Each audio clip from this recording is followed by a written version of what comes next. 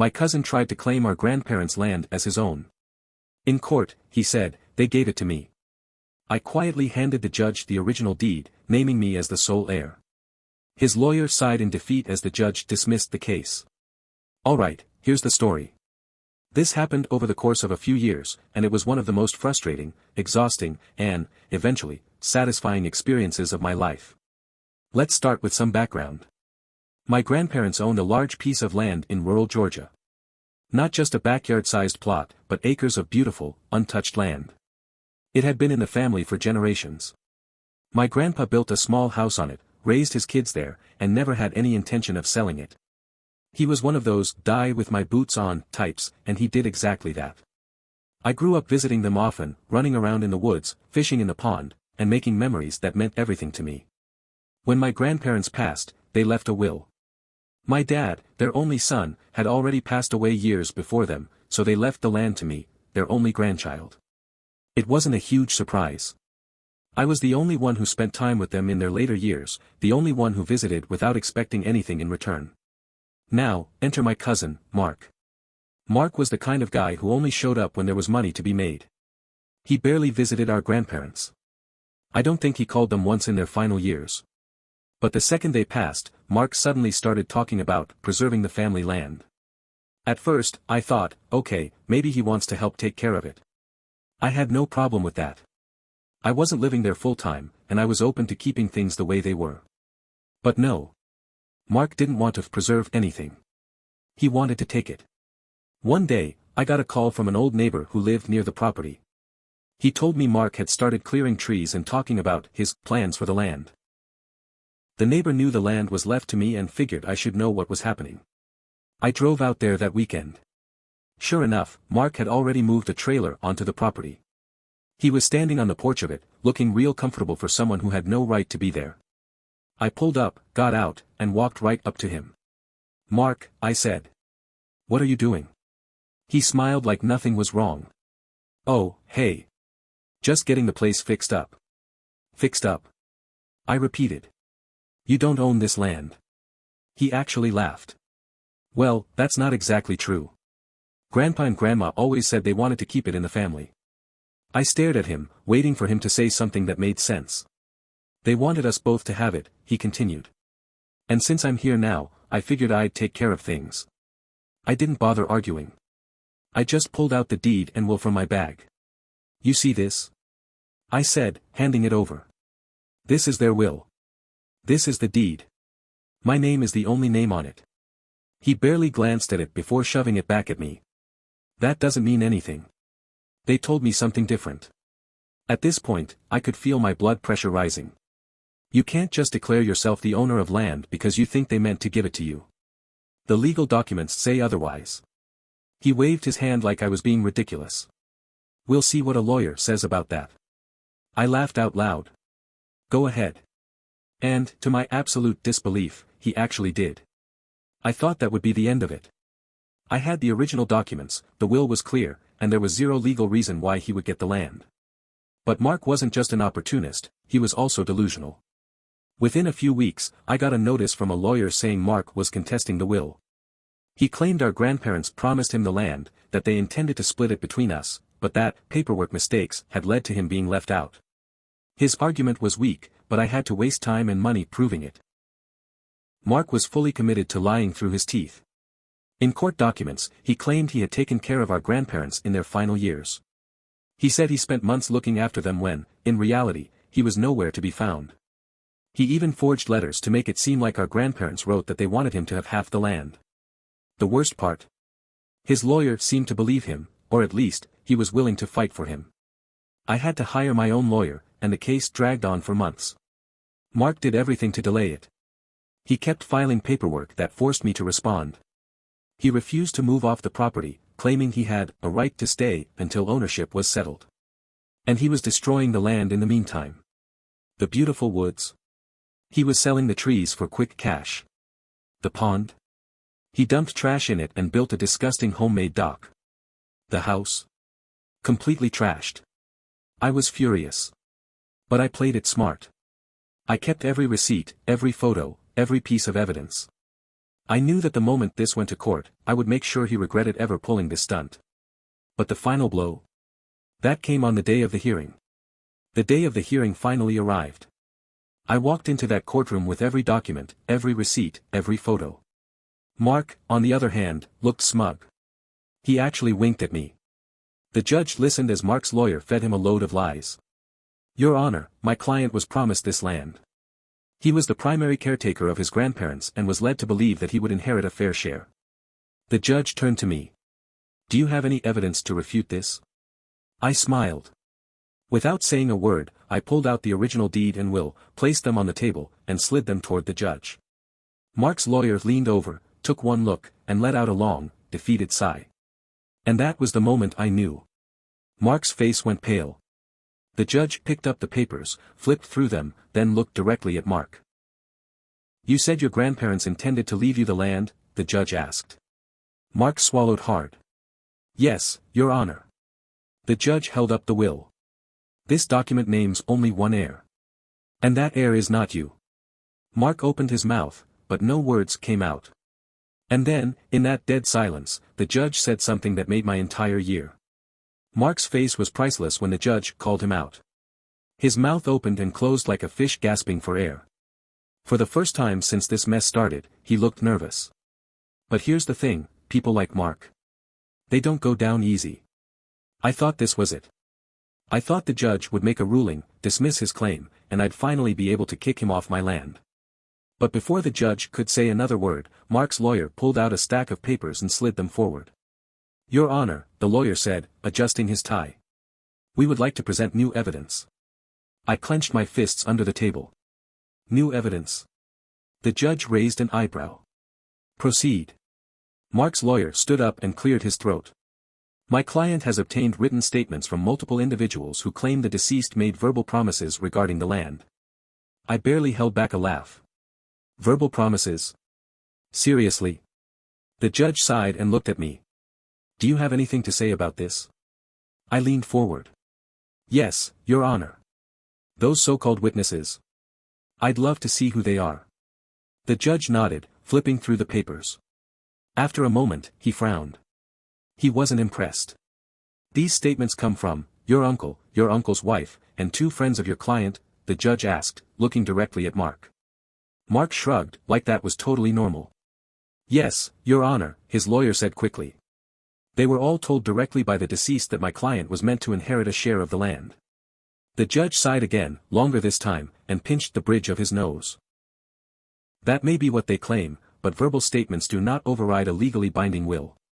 I exhaled, relieved. The law was on my side. But Mark wasn't done being a lying, thieving parasite. His lawyer shifted tactics immediately. Your Honor, we also have concerns regarding the validity of the will itself. Oh. Here we go. The deceased were elderly, he continued. It's possible they were pressured or misled into signing this document. I actually laughed out loud at that one. Misled. My grandparents had this will made years before they passed. It wasn't some last-minute decision. It was notarized, signed, and witnessed by a lawyer. The judge gave Mark's lawyer a flat look. Do you have any actual evidence that the will was altered or that undue influence was involved? Silence. Mark fidgeted in his seat. His lawyer shuffled some papers, looking like he was desperately searching for something that wasn't there. And then, the judge dropped another bombshell. I also see here, he said, tapping the file, that the defendant, Mr. Mark, has been profiting from the land despite the ownership dispute. Boom. I could almost hear the air leave Mark's lungs. See, while all this legal nonsense was happening, I had been collecting evidence. Every time Mark sold trees from the property, I had proof. Every time he rented out sections of the land, I had proof. Every time he tried to claim the house as a rental property, I had proof. And I wasn't quiet about it either. A few weeks before the hearing, I had given my lawyer a full breakdown of what Mark was doing. Now, the judge had all of it sitting in front of him. The room went dead silent as the judge stared Mark down. Mr. Mark, are you aware that selling property you do not legally own could be considered fraud? Mark licked his lips. I was just, not to mention trespassing, the judge continued. Mark's lawyer looked like he wanted to disappear into the floor. The judge turned back to me.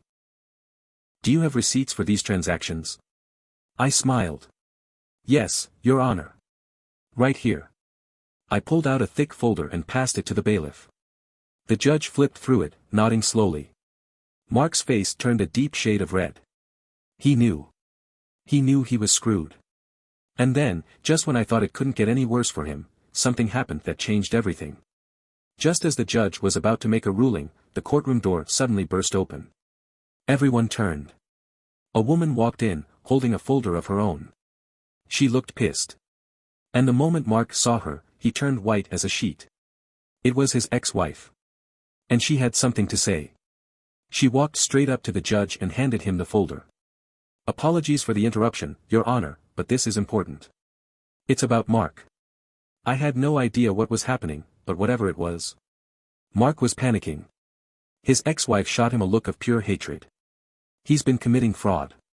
Not just with this land, but with other properties too. Mark whipped his head around to his lawyer, like maybe he could make this stop.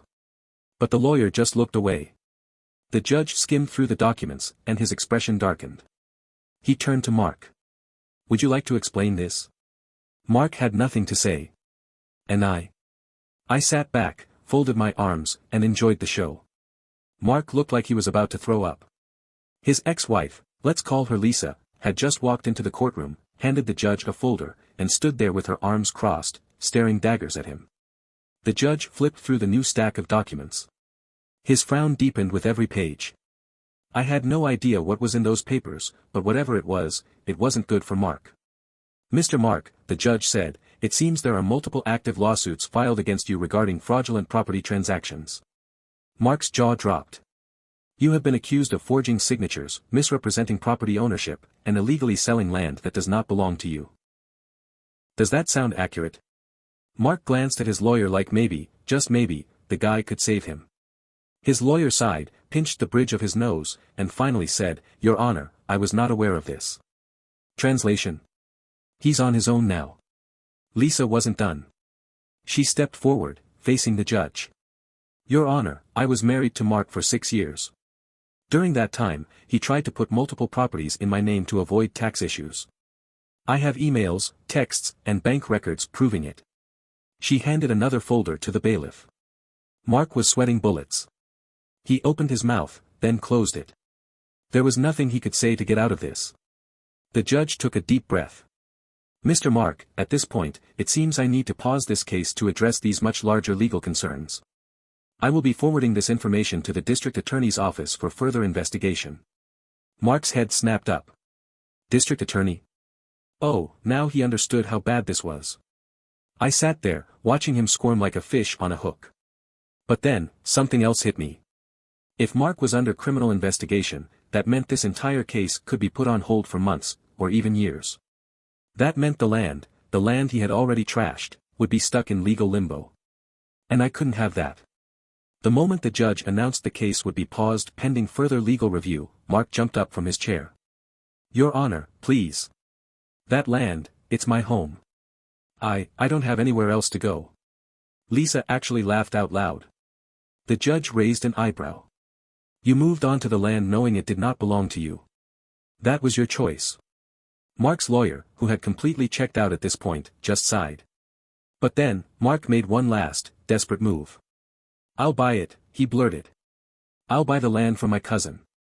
Right now. I just stared at him. Oh, now he wanted to negotiate. The judge turned to me. Would you be open to discussing a sale? I leaned forward, keeping my voice calm. Your Honor, I would have been open to discussing a sale a year ago, before he moved onto the land, before he illegally sold parts of it, before he destroyed our grandparents' house. I let that sink in for a moment. But now? Absolutely not. Mark collapsed back into his chair, defeated. I thought that was the end of it, for the day, at least. But then, out of nowhere, someone else spoke up. If they don't want to sell to you, maybe they'd sell to me. I turned toward the voice. A tall man in a suit had just walked into the courtroom. He looked like a real estate developer, slick hair, expensive watch, the whole vibe. And he was smirking at me. Mark sat up real fast when he saw the guy. Oh, Mr. Reynolds. You came. Mark said, suddenly all eager and excited. My stomach dropped. This wasn't some random guy. Mark had already found a buyer. I clenched my jaw. Of course. This had never been about keeping the land in the family. It had never been about preserving our grandparents' legacy. Mark had been planning to flip the land for a huge profit. The judge sighed, rubbing his temples. Who are you? The man stepped forward. Apologies for the intrusion, Your Honor. My name is James Reynolds, and I'm a local investor. I've been in discussions with Mr. Mark about purchasing the land. I felt my hands curl into fists. This guy had probably been coaching Mark the entire time. The judge turned back to me. Would you consider selling to Mr. Reynolds? I took a breath. Then I said, that depends. What exactly does Mr. Reynolds plan to do with the land? Reynolds smiled, but it wasn't a nice smile. Oh, nothing major. Just a little development. I looked at Mark. Mark wouldn't meet my eyes. I looked back at Reynolds. Define a little development. Reynolds shrugged.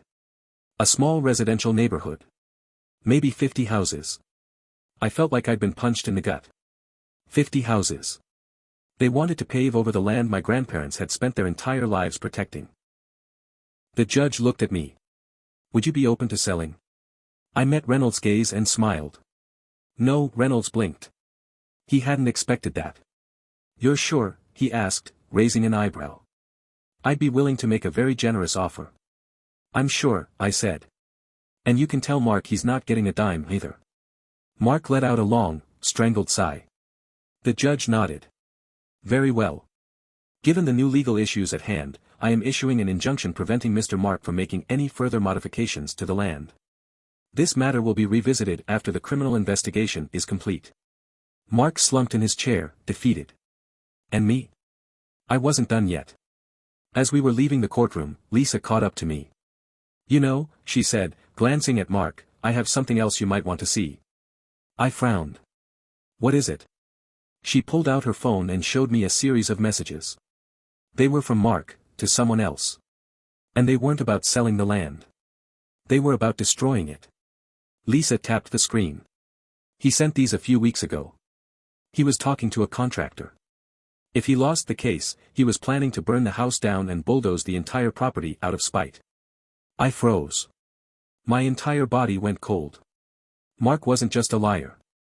He wasn't just a thief. He was willing to destroy everything out of pure greed. And now, I had to figure out how to stop him. Lisa's words echoed in my head. If he lost the case, he was planning to burn the house down and bulldoze the entire property out of spite. For a few long seconds, I couldn't even speak. I took the phone from her, scrolling through the messages. There it was, in black and white. Mark had messaged a shady contractor, asking how much it would cost to clear out the property. And by clear out, he wasn't talking about cleaning up. Mark wanted to erase every trace of our grandparents' home. Just to spite me. Lisa crossed her arms. I knew he was a liar, but I didn't know he was this bad. She looked at me. I wasn't sure if I should show you this, but after today. You need to know what you're dealing with. My hands shook with rage. He wanted to burn it all down. Just so I couldn't have it. Lisa sighed. That's who he is. If he can't win, he makes sure everyone else loses too.